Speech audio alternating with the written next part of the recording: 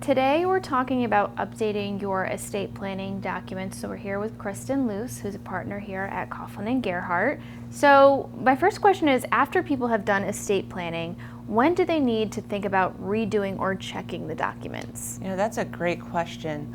And there's not a straightforward answer to that. I tell most of my clients that they're probably going to want to pull it out every 5 years or so and take a look at the documents and just make sure that they're still comfortable with the documents.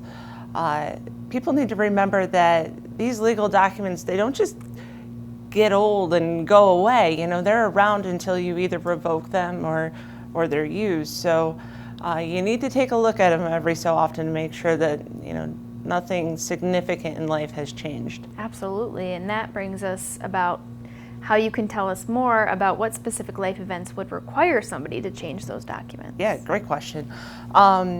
So birth of a child, death of a child, or death of someone in the documents. You know, if you had named someone specific to be, for example, an executor and they passed away, you might want to think about whether you're comfortable with the alternate named. You would want to look at the documents again if someone in your life who was named in the documents became incapacitated. You know, would they lose their inheritance to the government, for example? Or are they able to do the job that you were hoping they would be able to do? If they moved away, you know, maybe you would want to change your documents. And also, if you yourself move to another state, you might want to consider checking in with an attorney licensed in that state to make sure that those documents will do the job in that state as well. Another big one is divorce. You know, that's another good time to check your document. Why should someone divorcing consider redoing their estate plan? Doesn't the divorce itself stop that person from inheriting and acting as an executor in their ex's estate?